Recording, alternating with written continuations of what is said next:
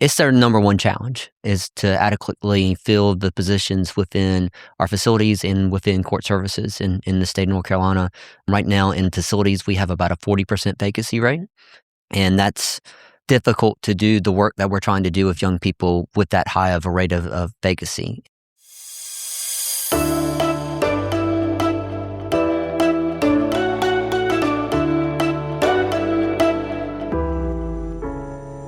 Hello, everyone, and welcome to another edition of the Scenic View podcast. I'm Jonathan Owens, Communications Director at Scenic. I'm joined by Artis Watkins, Executive Director, and Suzanne Beasley, the Government Relations Director. And we're on the road today, sort of. We're a few miles from the studio. Our guest today is the Division of Juvenile Justice and Delinquency Prevention Deputy Secretary William Lassiter, or do you go by Billy? I go by Billy, but my friends call me Billy, and y'all are friends, so I'll Okay. let you use that one. Thank you. Well, he's been gracious enough to join us. We've seen him at a few of our events. I hear we've begged him to come on. And our folks, Scenic folks, love Billy Lassiter, love to have fun with him and give him grief too. Yeah. That's how much they like him. In Scenic world, we love you if we give you grief. There you go. So he was nice enough to join us today, and we're going to talk a lot about his department and what all they do and the challenges they face. First off, I guess the Department of Public Safety has a new leader, right? Yeah. Was it this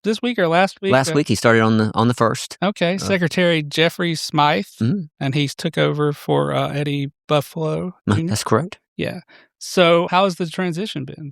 It's been good. I actually had my first one-on-one meeting with him today, and we went over some of the top issues that are facing juvenile justice and kind of how he can best support us moving forward as the new Secretary of the Department of Public Safety. And so he seems really excited about the new role, and I've known him for many years. He used to be the police chief in Burlington, North Carolina, before taking this role, and then he was over at the Criminal Justice Standards Commission for a number of years. And so he's got a lot of experience, obviously, in this area, and he actually helped us with some juvenile justice issues back when he was the police chief with some advocacy that he did over at the legislature for us. And that's where I first met him. And so I've known him for a long time, and he's a great public servant, and looking forward to working with him. I just need to know, you have the most interesting background. And what brought you to your work, which for you, we've watched you for years now, the work doesn't seem like work to you. You're definitely one of those public leaders for whom the work seems to be a passion. Absolutely. And I got to put a plug in right now. You wrote a book in 2009 called Preventing Violence and Crime in America's Schools from Put-Downs to Lockdowns. Right. Now, that was, I didn't even know you wrote this till recently, and I found out and got a copy to read. I was entranced, though, reading several parts of it, but the part that was most interesting to me was the introduction, actually, where you talk about what kind of, in high school, got you interested kind of on the path, and then in college, which kind of things happened that firmed up your path. Right. Can you share with the listeners so they know? Again, it's sometimes very odd to find out that a public official had things happen to them as a young person that cemented some of the mission of their later professional life. Yeah, so there were really two things that kind of drove me into the field. The first one was that when I was in high school, I had one of my good friends that was shot at high school. We had a fight that occurred at Millbrook High School right down the road in Raleigh here. And that incident, it started out as a fight in the parking lot, and the principal came out and said, if y'all want to fight, go over to the park. So everybody moved over to Millbrook Exchange Park, and a big crowd followed to go see what was occurring. And my friend was one of those people. He's just a bystander that was going to see what was happening. And a young man that was not even a student at the school pulled out a gun and said he shot it in the air, but my friend got shot in the chest, Brian Green. And that incident actually led then Governor Jim Hunt to establish the Center for the Prevention of School Violence. That was the first center for the prevention of school violence anywhere in the country. And I actually started volunteering at that center when it was created, was an intern there in college. And that's really what drove me towards wanting to do more on preventing juvenile crime and trying to figure out how do we get involved earlier in the process to prevent these things from happening in the future. The other thing that kind of drove me to it was albino, meaning that I don't have any pigment in my skin or my hair and don't have the best vision in the world. And being albino, that tends to mean that you stand out in a crowd. And I used to get picked on a lot in school, especially in middle school. And I think that I was fortunate because I had great parents at home. And my mom was a teacher. My dad started out as a teacher and started a small business later. But because of that great support structure I had at home, when that bullying instance turned into bigger things, I had that support structure to turn to. When I started to work in school safety and school violence prevention, I met some of the kids that were in the juvenile justice system, and they didn't have that. They didn't have that parent support structure that was there. And it really made me think, we're not so different than they are. They made a bad mistake that caused them to end up in the juvenile justice system, but they didn't have the support structure to teach them right and wrong. They didn't have that support structure to really be there, to be their support when they needed it. And it made me wanted to be a voice for those kids, to give them an opportunity to be successful and turn their life around and be good citizens in our society. And so both of those things kind of drove me towards this system. And we don't have a built-in advocacy system in juvenile justice. We have a lot of people that work with young people in our communities, but a lot of people see these as bad kids, and they're not. If you go and meet them and talk to them, you find out that they made a mistake, but they really want to do the right thing, most of them, and turn their lives around. I mean, they just didn't have the guidance at home that you're speaking of, which is interesting that in this day and time we hear so much about that, but it's been always. Yeah. And when you were at NC State, you were in a class and somebody came in looking for an intern? Yeah. And that stuck out to me too. Yeah, because the center was actually located on State's campus at the time. And they came in looking for a research assistant. And I just felt very passionate about that issue because of the loss of my friend's life. And it just seemed like sometimes it feels like a calling, right? I was going to say, something's been guiding you this way. Exactly. Let's get back to what your department does, I guess. Okay. Can you explain a little bit more about? Yeah, so the Division of Juvenile Justice and Delinquency Prevention is one part of the Department of Public Safety. It's actually the largest division in the Department of Public Safety now. We have about 1,900 employees, state employees across the state of North Carolina. And our job is to, when a kid gets in trouble with the law, or even if they're referred by a parent or a teacher or a principal that they're having behavior problems, they come to the attention of our court counseling staff. And that court counseling staff makes a determination about how this kid should move through the system. Should they go to court? Can they be diverted from court? Can they be handled through a plan or contract that will work with them? And we try to get them involved in services in the local community. So our department also supports almost 600 nonprofits across the state of North Carolina that provide community-based services for kids. Wow. And those programs do everything from psychological assessments to residential placements for kids. Mm-hmm. And so as a kid moves through the system, through the juvenile justice system, if they've done more severe crimes or have been involved multiple times, they may get approved for court. Our juvenile court counselors do that process, so they serve as the magistrate. So you think in the adult process that you go to a magistrate and they determine what happens next. Our juvenile court counselors do that, and we have court counselors in all 100 counties across the state of North Carolina. They're kind of similar to what you would think of an adult probation officer, but we have a lot of front-end responsibilities also. We do a lot of the prevention work with young people. We had two types of facilities that are run by state employees. Those are detention centers. The detention centers would be equivalent to what you think of as an adult jail. This is where kids go while they're awaiting trial. A judge or our court counseling services staff had decided that they're a risk to themselves or the public, that we go to a detention facility. We also run what are called youth development centers. Those are the long-term committed facilities. This is what you would think of on the adult side as a prison. Right. But these serve committed youth in the state of North Carolina. And in those facilities, we have everything that you would think of that a child would need. We have social workers. We have teachers. We have school principal. We have our own local education agency. So we run our own. We have a board of education, just like a normal school district does, that serve those young people. And so each year we serve about 24,000 kids through community-based services. And that filters through the system all the way down to in our actual youth development centers. Last year we had about 200 kids that were in those facilities. In detention facilities, we served about 2,000 kids that were admitted on a daily basis. That's about 400 kids that are served in the juvenile detention centers across the state of North Carolina. So we do the full continuum of services from the very front end of the system. We try to make sure that kids don't get deeper in the system, but we also have those deep end services for kids. And the ultimate goal of the juvenile justice system is making sure that when a kid returns back into your community, they're going to be a good citizen. And every juvenile comes home.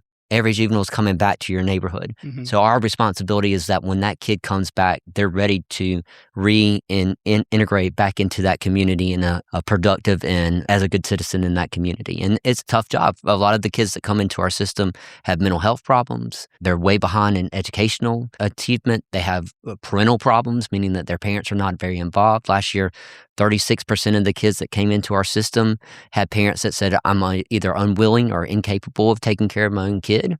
Oh. And so there's no doubt why they ended up with us in the first place. Right. And so it is a tough job to make sure these young people get the services that they need. But we are successful with a lot of kids.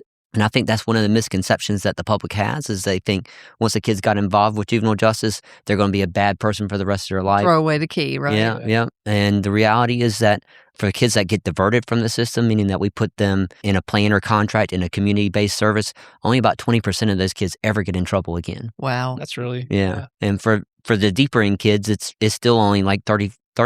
So we do really good work with those kids, and the state employees that work in those facilities in our communities, making sure these kids, I call them lean, mean delinquency fighting machines. I love that. Yeah. And what is the age range? I guess, do you go up to like 18 or is it? Yeah, so you're eligible for the juvenile justice system up until the age of 18, but we can keep you up until your 21st birthday. And so if you committed a crime right when you're like 17 and a half, you may be staying with us for, up until that 21st birthday in some cases. Okay. And you did mention the recidivism rate. How does that compare, I guess, to the general prison population? So we do a little bit better than the adult system. As far as recidivism, we're about 10% lower than the adult system. So a few years back in 2017, the General Assembly passed Raise the Age, which extended the jurisdiction of juvenile justice from 16 to 18. And a large reason for that is because of that recidivism rate in the juvenile justice system is lower than it is in the adult system. And that's because we take a much more individualized approach with kids. Our caseloads are a lot smaller, so an adult probation officer may have 60 on their caseload.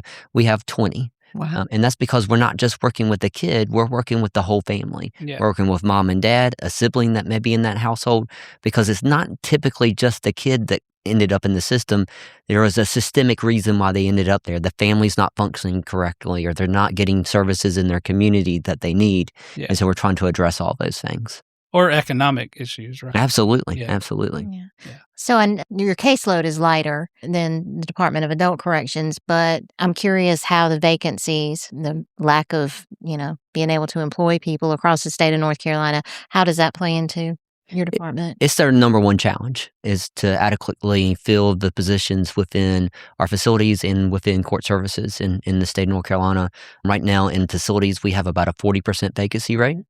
And that's difficult to do the work that we're trying to do with young people with that high of a rate of vacancy. And 3 years ago, we got the step pay plan, first time for our employees. It was also done for correctional officers at the same time. Our employees' step salary plan is tied to the same one that the correctional officers are, Right. which is a really good thing because for the first 6 years of experience, they get increases in pay. Right. So they can see that there's an automatic pay increase that's coming. That's good. The problem is that now that salary is set in statute. So the base salary starts at $37,000. And that hasn't changed in 3 years because we haven't got no new budget in 3 Right. years. Right. And so the entry-level position is really hard to get people in the door when you're competing against Target and Walmart that are paying more. Yeah. Right. And it's fulfilling work, but it's difficult work Absolutely. that you have. I mean, it's important that you get the right people in, for goodness sakes. But I was curious with your department, we've heard a lot about lapsed salaries recently. And there's an idea that state agencies are just sitting on these slush funds of salary money they're not using. And it's kind of, that whole thing's gotten a little out of control, that narrative. Right. Agencies that have lapsed salary need that money for underfunded items, mainly related to personnel. Do y'all have any frozen positions, for instance? Because I know when the House and Senate didn't agree on a budget, either positions that either the House or the Senate wanted to be cut, maybe vacant positions that they identified, they have to be frozen. They've been frozen for 7 months. Did y'all have any frozen positions? So we haven't frozen any because our vacancy rate is so high. And so we haven't actually frozen any because we didn't get any cut in the Senate. There was the suggestion in the House that 10% of the vacancies should be cut and that money be transferred into pay raises for employees, which sounds good on paper. No. But the problem is that we have federal mandates for what our ratios have to be. So we have to have a 1-to-8 ratio in our facilities. That means one staff member for every 8 kids. If we don't have that 1-to-8 ratio, I can't get the kids out of their rooms because it's unsafe for us to have those young people on the floor without the proper staffing. Wow. That's not helping at all, right? Right. Yeah. So if I was to lose what they're projecting would be about 100 positions for us. If we were to lose 100 positions, we would never be able to meet that ratio again, which means that we would be out of compliance with federal law, with what is best practice for juvenile justice. And what would that mean? It would mean that we'd lose millions of dollars in federal funding. So that requirement that we have to be that 1-to-8 ratio means that we would lose money for Victims of a Crime Act. We'd lose women's victimization dollars that we get from the federal government. Money that comes through Burn JAG, which is money that goes to buy cameras for police officers even. And I mean, things that are completely unrelated to juvenile justice, we would lose those federal dollars because we're not in compliance with the rules on those standards. So it's a terrible idea to cut those positions because we need those positions to be in ratio. It's not that we're holding the positions, we just can't hire all the people. And I think y'all are a great example. Your work, of course, is unique in that it's about kids and safety of all of us and mental health and all these things that are, y'all have the hot button issues, Right. all of them under one umbrella. But most agencies, they've got critical work the public needs, and they would, in many cases, if you're robbing Peter to pay Paul, you don't end up to the good of the citizens by just freezing jobs or getting rid of jobs. But that's why I wanted to ask you that. I know that your department was in the news recently for testifying about using some lapsed salary money for firearm safety. Mm-hmm. And that's something I wanted to ask you about. This is not something money's been appropriated to handle, but you've been very outspoken about firearm safety, and it seems like you've had some real wins in terms of getting the public in North Carolina to exercise more safety. Right. So the General Assembly passed a bill 3 years ago that said that we must do a awareness campaign on safe firearm storage. It was a bipartisan bill. It passed the House almost unanimously. And so it had money when it was in the House. When it went over to the Senate, the money disappeared. And so it passed, and we were required to do an awareness campaign, but no funds were made available to do that with. So we did use lapsed salary to help fund that campaign. We also used some federal grants that we got to come in to help pay. We were finding money anywhere that we could find it to cobble together the campaign. And it has been extremely effective. The reason why we started that campaign was that we went from 4% of juvenile crime 4 years ago involved a firearm. Last year, 14% of all juvenile crime involved a firearm. Oh, wow. Where are these kids getting those firearms from? They're getting them from their own parents' house, or they're stealing them from vehicles that people are leaving unlocked, and the car's unlocked and the gun's unlocked. And so we're trying to make sure that those guns don't get into the wrong hands of kids and criminals in your community. And so this is a campaign where we're trying to influence the public to understand the importance of doing that. That was a small part of our lap salary. I'll just point out that the biggest portion of our lap salary last year was spent on hiring temporary employees so that we could be in ratio. Yes, I know. And so we're actually using the lap salary to still try to get people in the door. Yeah. And it's the quickest way we can get people there, and then we can get them hopefully to apply for a permanent position once we get them in the door. But that's where the vast majority of our lap salary went last year, was for that purpose. And then we can do contractual services for residential placements for kids. That money has not increased since 2020. Well, there's been a little inflation since 2020. Yeah. And so the bed rate that we're paying for Methodist Home for Children, which is a nonprofit to provide those types of services for kids, has not increased in 5 years, almost 6 years now. And so they're really struggling to maintain the same bed capacity that they had. So those were the two top categories where we spent lap salary last year, was doing temporary positions for our staff and for the residential contractual placements for kids.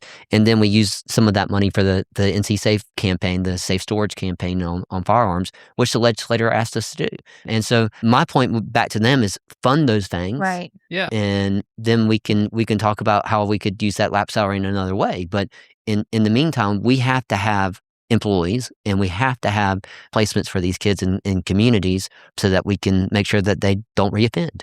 Well, good for y'all for figuring out how to get it all done. Yeah. That's amazing. So this might be like an outside of the box question, out of left field. I guess it's a popular thing to talk about cutting government right now. What happens to the state if your department is not properly funded? Well, I mean, I think that everybody agrees public safety is a basic function of government, right? Yeah. Even if you don't think some of the other things are, I mean, I think public safety has got to be one of those things that we fund and decide to deal with. And so when we talk about what does it look like for not to have juvenile justice, for example, that would be that kids that commit very serious crimes in your community wouldn't have a placement. They wouldn't get services. They wouldn't be an opportunity to change their life in a positive way. And I can't even imagine what that would mean for our public as far as public safety moving forward. And so I think my point when I talk to legislative members about this is, if we're going to fund something, let's fund it to the point where it actually can be effective. Yeah. And to be effective, we need to have people in those positions that are professionals, that know what they're doing. We look at people that work in our facilities typically need to have a 4-year degree, 2 years of experience, and we're going to start them at $37,000. Right. Exactly. Yeah. It just doesn't make sense. And so let's really look at what are those functions in government we really want to make sure are moving forward, and make sure they're funded correctly so that we can be effective. Yeah. I imagine that you have several different kinds of jobs too, right? You have teachers. We have a large span of employees. So we have juvenile court counselors, which are kind of like the probation officers that you would typically think about. But we also have social workers and psychologists that work with our kids in our facilities that deal with the mental illnesses. Last year, of the kids that came to our youth development centers, every single one of them had a mental health diagnosis. Every single one. 50% of them had 5 or more mental health diagnoses. I heard y'all say that in a legislative committee one time, and I was blown away. That is profound. That would, that illustrates the difficulty. I was going to say, what the public probably doesn't realize is that when every other system has failed a child, that's when they often end up with us. Yeah. And so they're facing all these other issues. The average kid comes in 5 years behind on English and 4 years behind on math. And so we're doing remediation with those kids. We're working with their mental health problems. We're working with the family problems that they're facing. Wow. It's a lot of intensive work that you're trying to do to make sure that this kid can go back and be successful. Well, you are really very well respected at the legislature. I mean, there's some folks who run agencies who lobbyists just know that when they speak to the legislature, the legislators on both sides of the aisle seem very receptive. They know you're just coming there and giving them the facts. So I'm genuinely curious, how is it's this hard for your agency, because you are one, I know Suzanne and I were talking, that everybody respects. So what do you attribute it to? Why? I mean, this seems like a no-brainer. It's kids, it's public safety, and it is. And I mean, we have gotten resources in the past, but I think in the last few years, it's just been more difficult, because I think there's just a decision what do we want to fund in state government, and what is that going to look like? And I think it's helping legislative members understand that how is it that we choose certain types of employees that get increases or get paid more than other types of employees. And so when we're looking at correctional officers and we're looking at juvenile justice employees that work in the system, why are they making $20,000 less than a law enforcement officer starting out? Right. And because they're doing very similar dangerous jobs. I mean, working in our environment, in the last month, I've had 4 of my employees had to go to the emergency room because they've been assaulted by a juvenile. And so it's hard work. It's important work. And like I said, our people are mission driven, but they got to be able to take care of their own family too. If I can't go home at night and take care of my kids and my family, then it's really difficult for me to come in the next day and work with some of the harder kids in the state and give them the services that they need. And to put yourself at risk, knowing you might not come home to your kids, which is something most of us don't have to think about when we go to work. So Exactly. Yeah, I know I have 2 kids, and that's all you want to deal with. I don't think I want to. Yeah, I know. We can't run on empty. Yeah. And we have really good people. I mean, I'm blessed that the staff that work for us are really good people, and they truly want to make a difference with young people. And I appreciate them, the state needs to show them that they appreciate them too by giving them a salary that values what they do. And to answer your question that you asked before, I'm not sure why that's not hitting and why people can't quite understand that this is something that we need to put more value on is the employees that make up the system. Well, we have a fair amount of legislators that listen to the podcast. So if you're listening, they're doing God's work. Help them out so that they can keep staffed up. And I imagine, I mean, you kind of touched on it, but if you can reach these folks as their kids, maybe they won't commit crimes as an adult, and they may not be a drain on the system forever, you know? Absolutely. Threat. Absolutely. It's pay me now or pay me later, right? And so this is the opportunity to catch that kid before they enter a life of crime. That's going to mean that we're going to house them and provide custody for them for the rest of their life, or we're going to have them be out in communities being tax-paying citizens. Yeah, being productive. And being productive. So it's an easy choice, if you ask me, that we would invest in the system that's going to make sure that happens. I have one other budgetary question that I've been wanting to know. All of the federal budgetary legislation and then what we're waiting to see out of the state has municipalities, has cities and counties kind of on high alert too, because this stuff all trickles down to them. How does that impact y'all's work? Because I know the locals have some juvenile centers that they run too. So how do y'all work together?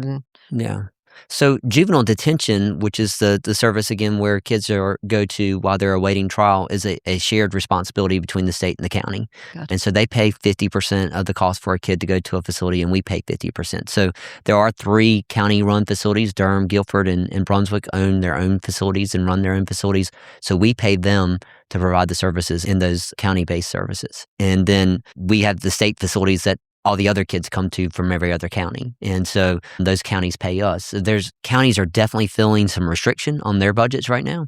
And so it has become more difficult for them to help with that. But we also, with our juvenile crime prevention councils, which are in all 100 counties have a juvenile crime prevention council. We send dollars from the state to those, what we call JCPCs, juvenile crime prevention councils. And then the counties match that money.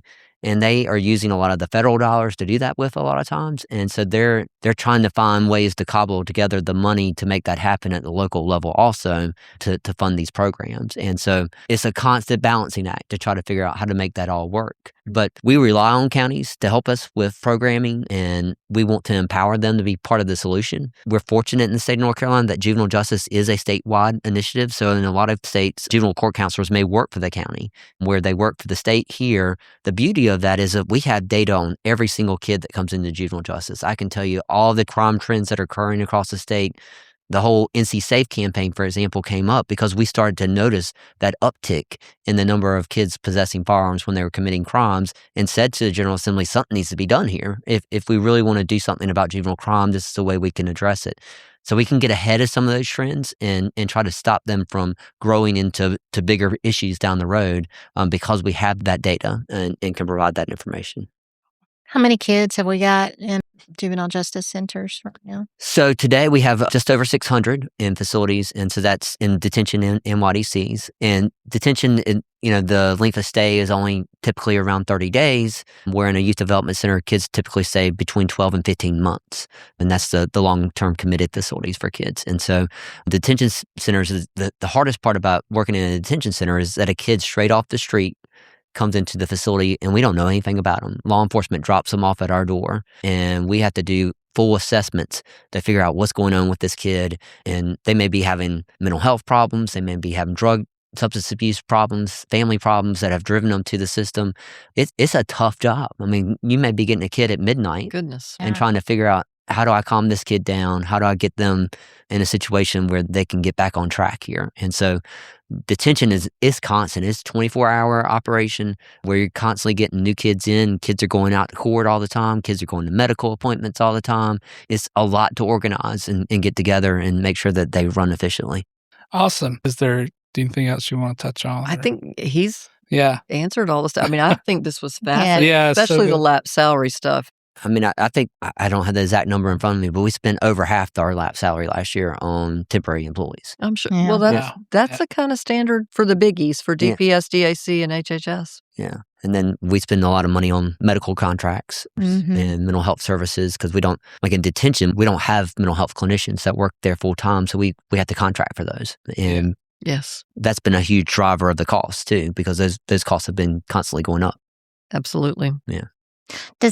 Do you have to transport kids when they go see, or they don't come to the facilities? So once the kid gets to our facility, we have to do all transports. Okay. And so in juvenile justice, the kid has to go to court every 10 days. Yeah. Wow. There is no bond in juvenile court. So a kid can't bond out of a juvenile detention center.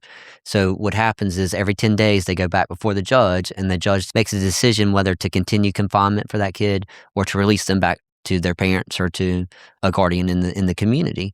And so of all 400 of those kids in the next 10 days are going to have to go to court somewhere in the state of North Carolina. And unfortunately, it's not all in the same location. Right. So when you're working at Wake Detention Center, you're serving kids from Wake County, Johnson County, Edgecombe County, Nash County. That is a lot of transport. Yep, Wow. yep. And these are the kind of things that we talk about with some of our correctional officers, because it takes them away from the facility where they're supposed to work because they have to transport, which makes it fewer employees on the floor An already in stretched. an already dangerous situation. Yeah. Yeah, and that the other thing that draws a lot of our staff out is that if a kid gets sick and Yeah. has to go to the hospital, we have to send 2 staff with them. Yes. Right. Yeah. And so if you're already short staffed and Yeah. you have to send 2 staff to the hospital for every kid that goes, that's 2 staff less that you have on the floor now. Right. And so it makes it very challenging. So one of the things that we did ask for in the budget last year was to establish a crisis and medical unit within juvenile justice. Yes. So adult correction got to do this a few years back with the Central Regional Hospital that they have at Central Prison. Central Prison, Yeah.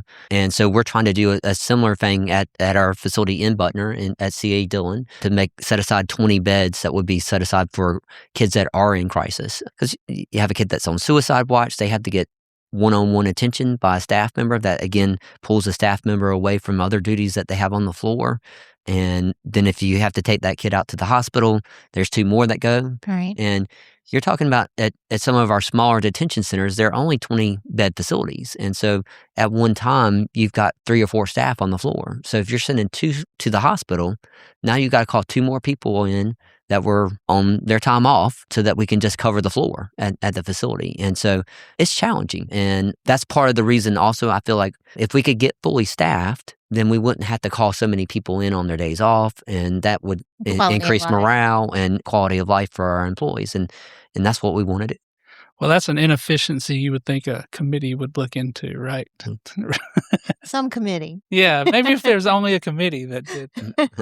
Anyway, so every time we bring someone in from a department, I learn so much about this department, and I think you might be my new favorite department. Good. I think if I were, every time, like, if I worked for a state, maybe I'd do that. And so maybe I would, yeah. Well, we're hiring. But I really, it really opened my eyes to what you guys do. It's pretty amazing. We all have a soft spot for children too. Yeah. So, yeah.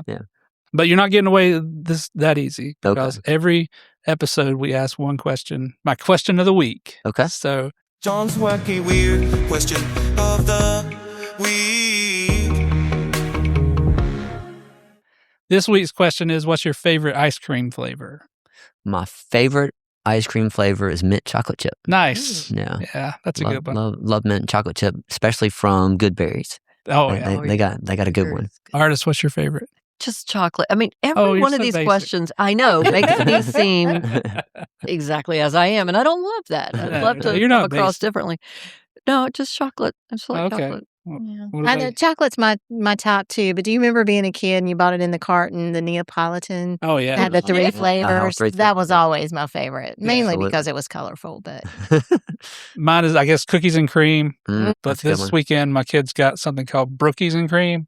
That's why it came to my head, but it was amazing. What gotta is check it brookie? out. What is that? It's like a brownie and a cookie together Oh, in Mm. ice Well, cream, now I want in ice I'm cream in. form. that sounds Yeah, pretty it was tasty. Turkey Hill, but it was amazing. Yeah. Yeah. Well, that's our question of the week. But thank you so much for joining us, for having us out here and working with us. And everyone, I guess, have a great week. Thank you so much.